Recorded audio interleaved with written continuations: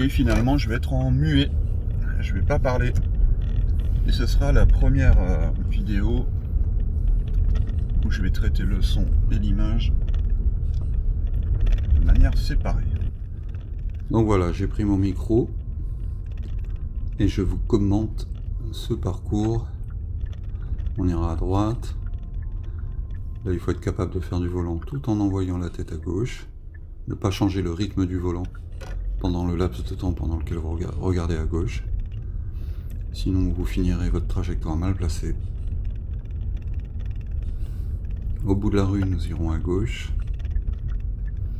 Là, ça fait comme un coude. Il faut bien serrer à droite, même si vous tournez à gauche.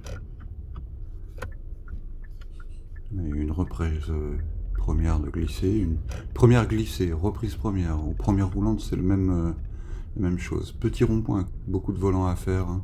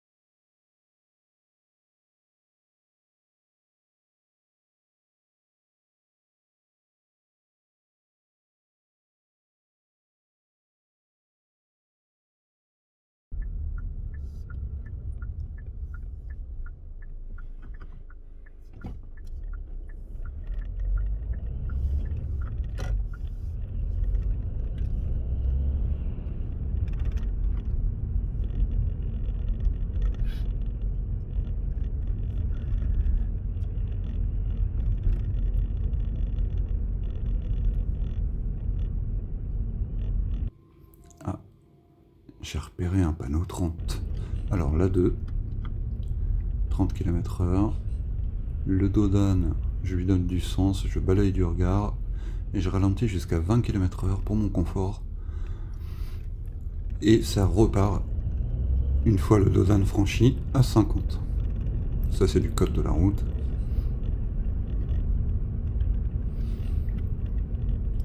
Quand un dos d'âne est associé à un panneau 30, bien sûr vous rencontrerez un dos d'âne et une fois franchi, ça remonte à 50. On ira tout droit, alors du coup je mets pas de clignotant. Là je vais me placer au milieu de la voie. J'occupe l'espace. C'est mon tour. Alors, pendant toute la durée du giratoire, je vous conseille de ne pas accélérer du tout. Hein. C'est un peu comme le dos d'âne, il faut arriver à 20 et se concentrer sur le volant dans ce cas de figure. Ici, il faut bien serrer à gauche, dans la limite de la ligne médiane. Comme ça, si vous devez vous arrêter, les gens derrière vous pourront aller tout droit.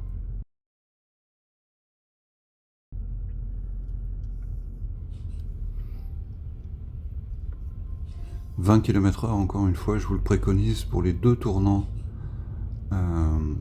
costauds. Celui qui vient d'être passé et celui-ci. Si vous êtes à 20 km/h avec les yeux un peu loin, que vous montez bien la main gauche avant de tourner à gauche et la main droite avant de tourner à droite, ça va bien se passer.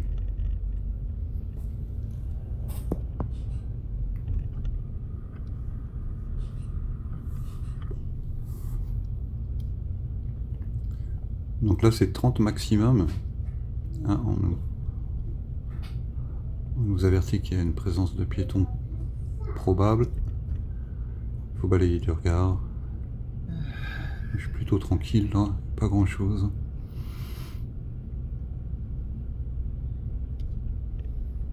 Ah, on va croiser une fourgonnette, ça demande un petit peu de rigueur sur le placement. Il ne faut pas éclater les rétroviseurs à droite. Et le dernier virage, lui aussi, hein, qui est assez technique. Si vous savez doser le frein et rouler à 20 km/h, ça va bien se passer.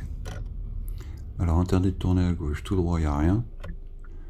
Donc ne posez pas la question, où est-ce qu'on va ?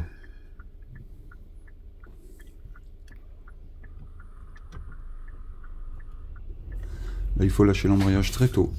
Dès que le feu passe au vert, on lâche le frein et on lâche l'embrayage progressivement, mais très tôt. Sinon vous allez avoir un frein moteur en première. L'effet descente va vous faire rouler trop vite.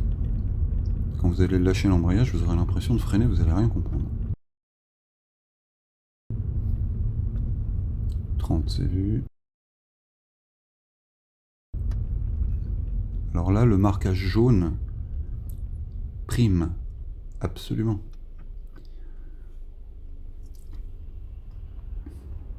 On ira tout droit, même pas besoin de le dire, hein. Si on parle pas, c'est tout droit. Si l'examinateur ne dit rien, c'est tout droit aussi. Voilà, on reste curieux sur les intersections, mais faut que ça soit fluide.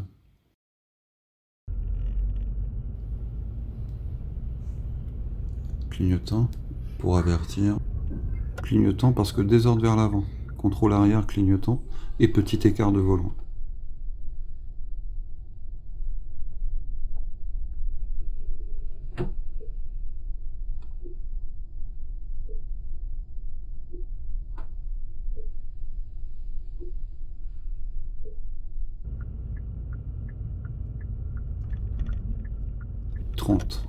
Dodane.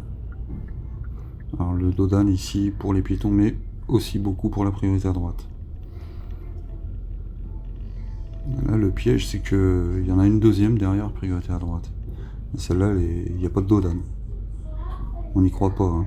On dirait que c'est du privé, mais à droite c'est une rue. Donc là je vais m'arrêter entre le passage piéton et la voiture, j'ai de l'espace pour ça.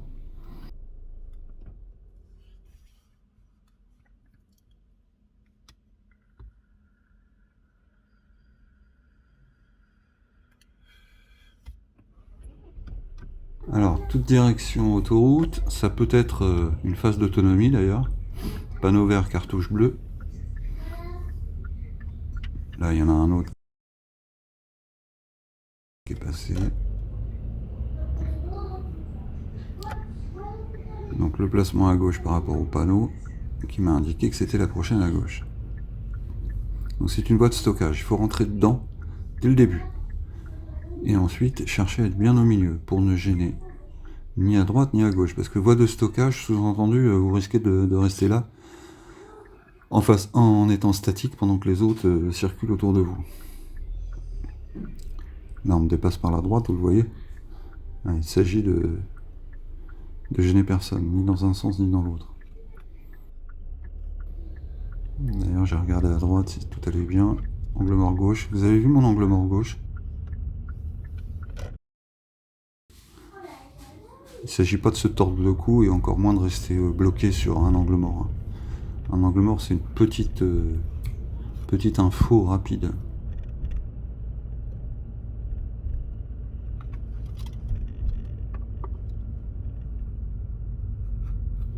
Donc là on a une piste cyclable à droite. Ça c'est pas une voie de cycle, c'est une piste cyclable parce qu'elle est très protégée par la maçonnerie, par l'infrastructure. On ira à gauche, alors que ce soit en mode autonomie avec le panneau vert cartouche bleue ou parce qu'on vous l'a demandé. Et là c'est pareil, il faut être bien dans sa voie de stockage. Et là c'est du code de la route un peu compliqué. Normalement il faut passer derrière quand on croise les voitures. Donc j'ai été bien loin, pratiquement dans l'axe de ma voie, celle-ci là.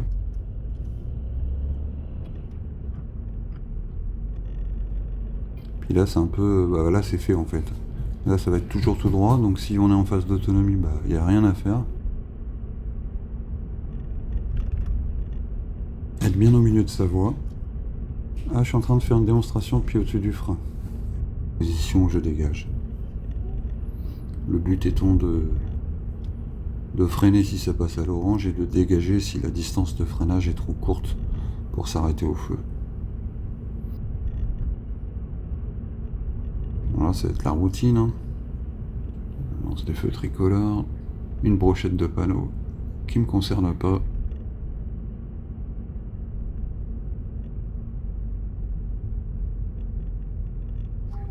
Alors la voie à droite est réservée pour les gens qui vont à droite, il ne faut pas y aller, sous prétexte qu'il faut rouler à droite, là ça serait trop. Si vous êtes à droite, en code de la route, vous êtes censé y rester. Pied au-dessus du frein, dégage.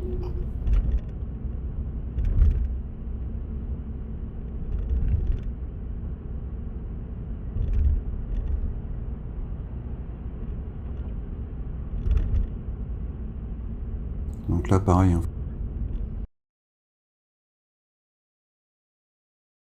Faut pas se placer sur l'extrême droite.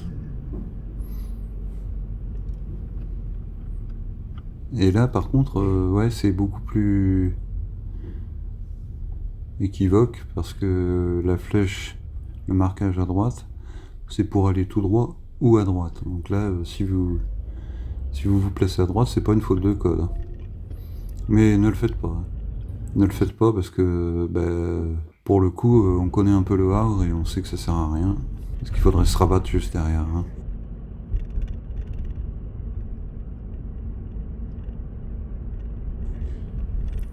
Donc là, la phase d'autonomie, si elle n'a pas été déjà annoncée finie, bah, elle le sera ici, hein.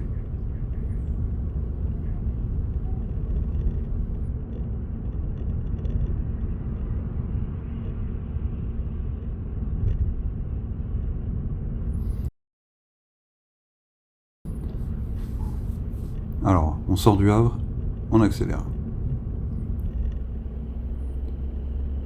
On accélère dès qu'on sort du Havre, parce qu'on sort d'Aglo, les 50 c'est fini. Là on nous demande, on nous bride à 70, ok. Ici il faut bien rester à droite dès le début, parce que ça s'élargit. Il y a une trace noire de fabrication de route qui vous aide beaucoup dans votre placement. Maintenant elle est encore plus évidente avec le marquage. La ligne discontinue.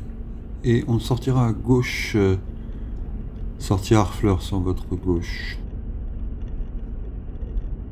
Je regarde la rouge et je me dis, il serait temps d'y aller parce que... Alors vous remarquerez que je clignote pas trop tôt, hein. Parce que si je clignote trop tôt, la rouge elle peut être inquiète et finalement ralentir. Moi ça m'arrangerait pas du tout, je préfère qu'elle dégage.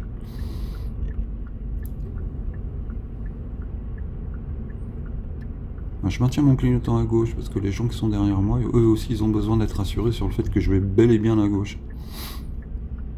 On maintiendra notre position à gauche pour aller à gauche sur la prochaine intersection. C'est un giratoire.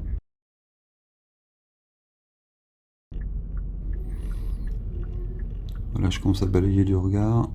La noire, la grise, la fourgonnette blanche. Une rouge derrière, un poids lourd ensuite. Ouais. Après la grise, c'est que la fourgonnette était assez loin. L'angle mort avant le volant, très important. Si vous faites un angle mort alors que vous avez déjà commencé à faire votre volant, ça sert à rien. Le rythme de l'angle mort, c'est l'angle mort en fait. Ça fait partie de l'angle mort que de le faire au bon moment. Donc là, on est retour en agglo. Il ne s'agit pas de monter au-dessus de 50. Ici, il y a un panneau que pas grand monde ne voit. Applemont, c'est à droite. La prochaine à droite.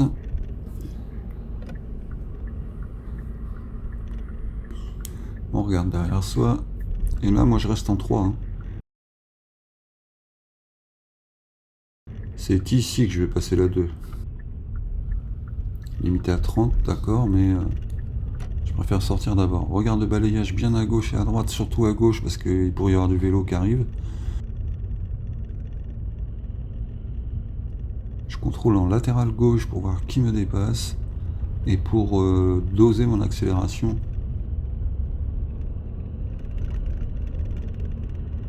Voilà, donc je me suis laissé dépasser par la rouge volontairement et j'enquille derrière. J'enquille, c'est une expression du sud, ça, je me suis pas trop sûr qu'on l'emploie ici. Enquiller derrière, ça veut dire j'emboîte le pas. Je suis.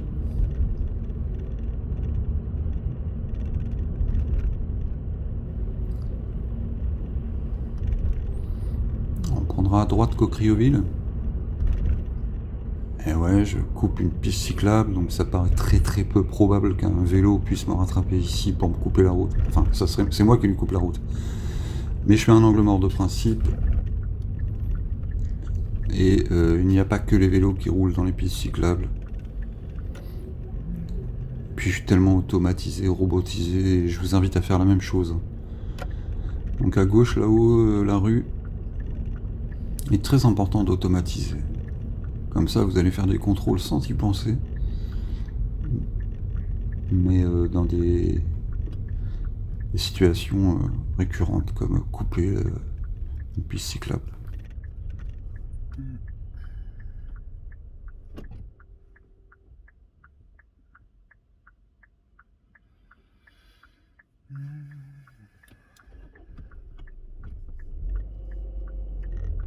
Alors j'ai regardé à droite, voir si quelqu'un me serrait par la droite.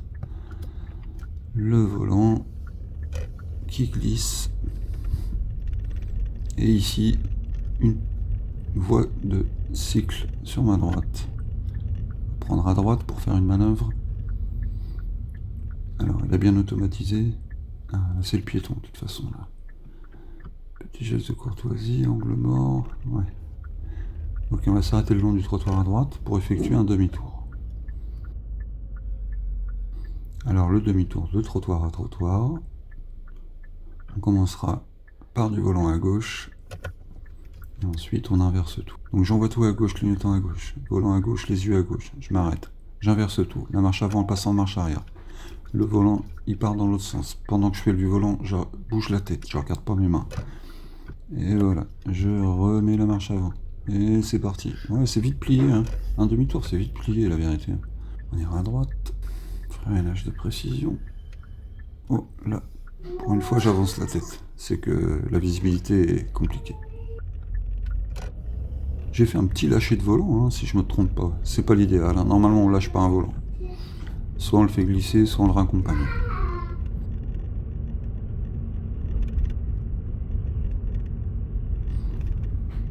Alors, on ira à droite au bout. Donc je clignote pas trop tôt. Je clignote quand on comprend que je vais pas tourner à l'intersection qui précède.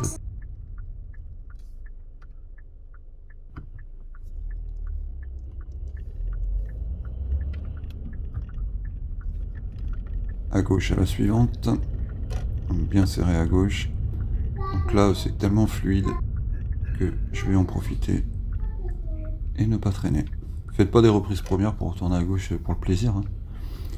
Les reprises premières, il faut leur donner du sens aussi, hein, quand on en a besoin. Quand c'est fluide, qu'une raison. Fluide, bonne visibilité, trajectoire douce.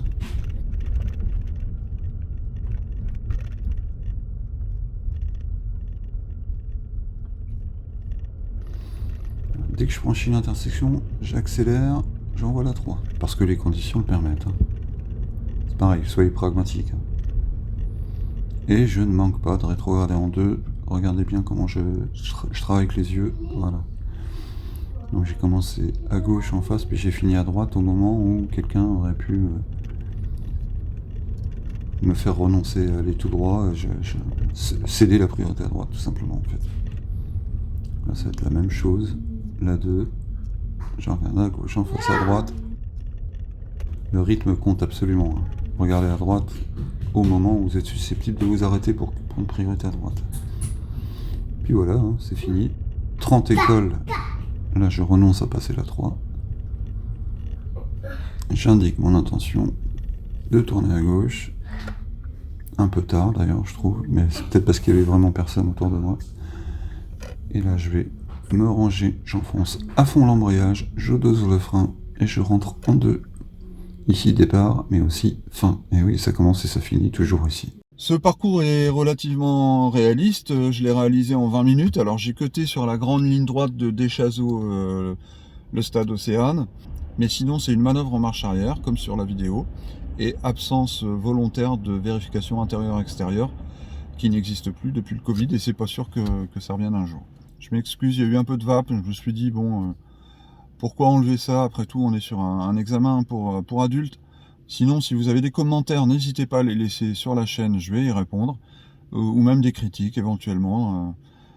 Pas de mal à ça. Pas de mal non plus à connaître les parcours d'examen, à les réviser, les revoir encore.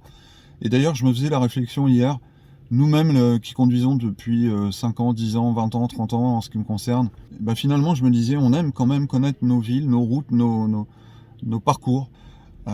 Fait partie des connaissances de ne pas suivre un touriste comme on suivrait quelqu'un lambda.